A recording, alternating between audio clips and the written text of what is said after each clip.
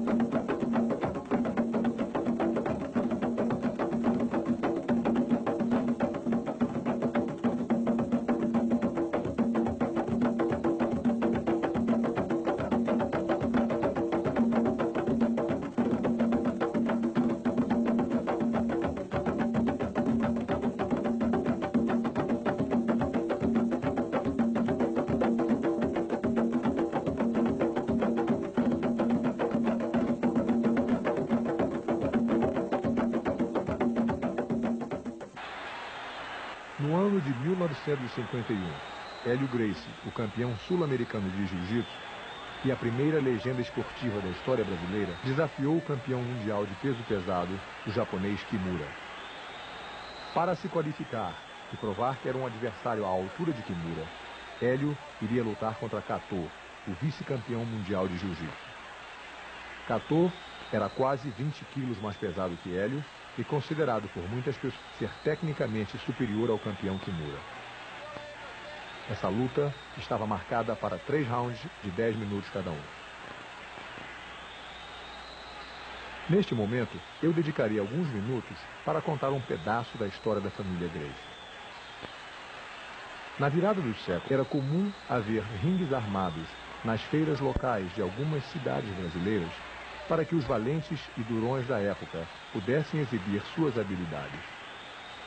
Não era raro que trupes internacionais se apresentassem com lutadores que demonstravam saltos bem coreografados e tecboradas, dando a eles o rótulo e a impressão de lutas reais. Entre estes foliões, havia sempre o mocinho, alto e bem constituído, que impressionava todo mundo com sua elasticidade. E, claro, o vilão, que vencia todas as lutas, menos a última. A esta altura, no auge desta era de foliões, um nome esportivamente limpo, tanto dentro como fora dos ringues, começou a ganhar notoriedade. No início, com aquele nome escocês, ninguém pensava que fosse uma família brasileira. Porém, gradualmente, tornou-se conhecido que os Gracies eram brasileiros da cabeça aos pés, mas eram mais do que isso. Eram de Belém do Pará, terra do açaí, na região do Amazonas. Quando os 5 irmãos Gracie se mudaram para o sul, eles tinham em sua bagagem um nome popularmente conhecido e uma arte de autodefesa, cujas técnicas básicas foram aprendidas do habilidoso japonês e passadas através de Carlos para todos os irmãos. Eles levaram para o Rio de Janeiro o jiu-jitsu, que na verdade era mais do que um simples ganha-pão. Jiu-jitsu tornou-se a razão de suas existências. Carregando a técnica desse esporte como uma bandeira, a família Gracie iria escrever a primeira e mais longa página de vitórias esportivas em toda a história do país. Até a década de 30, o Brasil não tinha uma figura que sobressaísse nos esportes. Não tinha um ídolo. A popularidade da família Gracie começou a ganhar forma de orgulho nacional. Hélio Gracie tornou-se o primeiro ídolo esportivo do país. Desde os 18 anos, com um insignificante peso de 60 quilos, ele era o campeão brasileiro. Por mais de 20 anos, a fim de manter o seu título de campeão, desafiou e lutou com adversários de todos os estilos e tamanhos, sob as condições mais adversas, tais como número ilimitado de rounds, às vezes meia hora cada round. Com ou sem o kimono, isso não fazia diferença. Uma de suas lutas durou 3 horas e 40 minutos sem parar. Foi a luta do século. Pense nisso. Ficar sentado em uma cadeira por mais de 3 horas é agonizante. Agora, imagine uma luta onde seu adversário, que é 20 quilos mais pesado que você, está tentando te machucar e acabar com você fazendo o máximo que ele pode. A luta foi a luta mais longa da história da humanidade. A diferença de peso nunca foi uma razão para que nós não entrássemos num ringue e provasse o nosso ponto.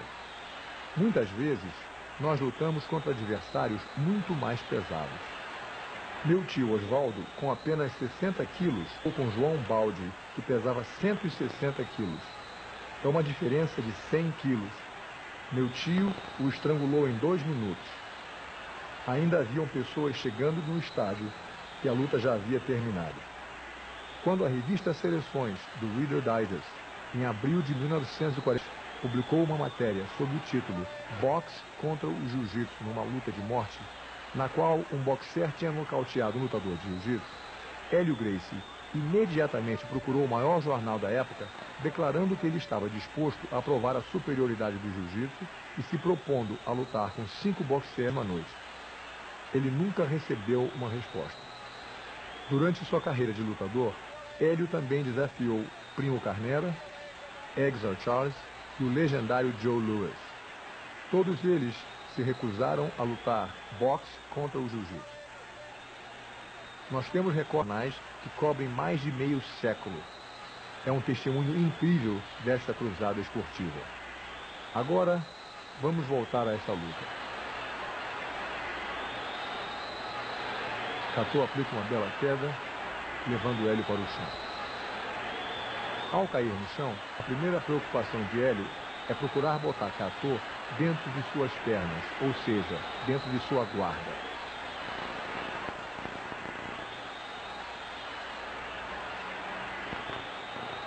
Mesmo estando por baixo, Hélio teria elementos de finalizar o seu adversário. A guarda é uma posição clássica de defesa, que não limita as possibilidades de ataque de quem está por baixo. Observe agora, Hélio irá colocar uma mão na gola do kimono de Catô e com a segunda mão ele irá aplicar o seu favorito, o estrangulamento. A eficácia do movimento faz com que Catô perca a consciência quase que imediatamente. O juiz alega que ele não bateu. Hélio, vendo que ele não pode estar fugindo por tanto tempo, o afasta. Agora, o juiz tenta reanimá-lo. O homem forte de camisa branca é Kimura, que no momento é forçado a aceitar o desafio de Hélio Gracie. Essa é a primeira vez que um campeonato mundial de jiu-jitsu será disputado fora do Japão.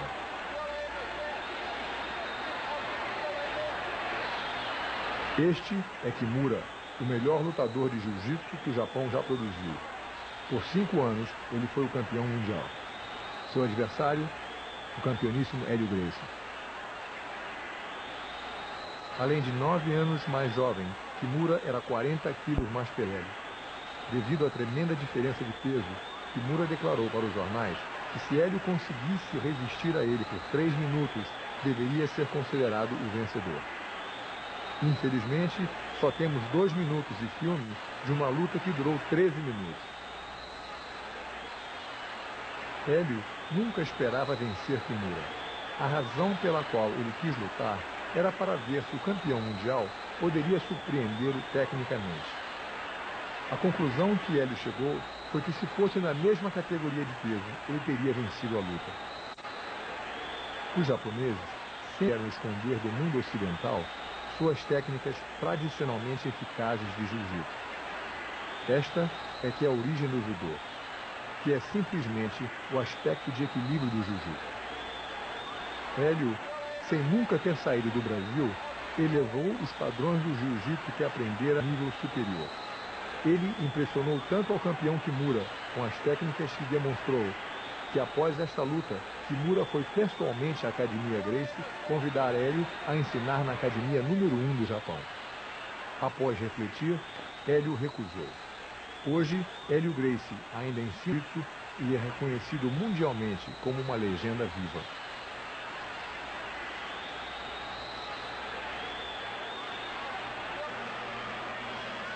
Nesta minha luta, observe que o lutador de karatê está se preparando para o soco perfeito. Eu procuro manter a minha distância. Uma vez que ocorra o inevitável corpo a corpo, não há muito que ele possa fazer. Depois de levá-lo para o chão, eu procuro manter a minha estabilidade em cima.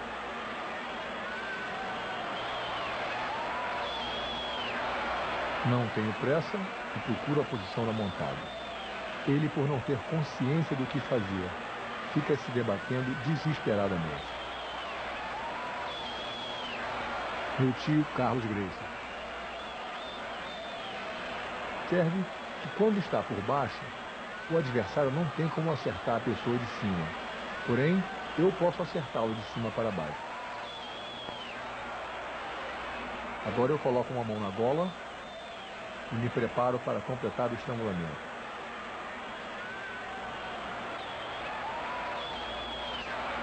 O efeito do estrangulamento é quase que imediato.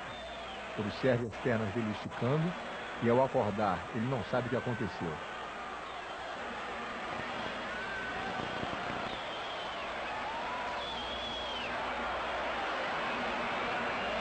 Nesta próxima luta, meu irmão Helson, à esquerda, se lança contra seu adversário e mantém uma distância tão próxima que impede qualquer possibilidade de ataque. Com uma bonita queda, ele leva a luta para o chão. Agora, Helson vai estabelecer uma posição de controle por cima do seu adversário, colocando o joelho na barriga. Com uma saraivada de socos, ele obriga o adversário a se expor e completa com uma espetacular chave de braço.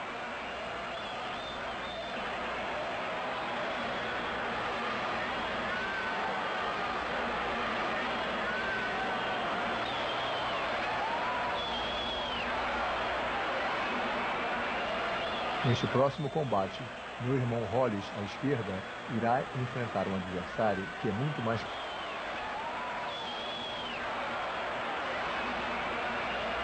Evitando o primeiro soco, observe com que facilidade ele derruba seu adversário.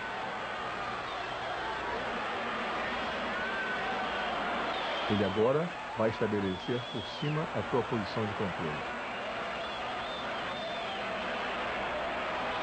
Seu adversário, desesperadamente, vira de costas. Hollis vai acertá-lo algumas vezes para amolecê-lo e depois partir com decisão para o estrangulamento.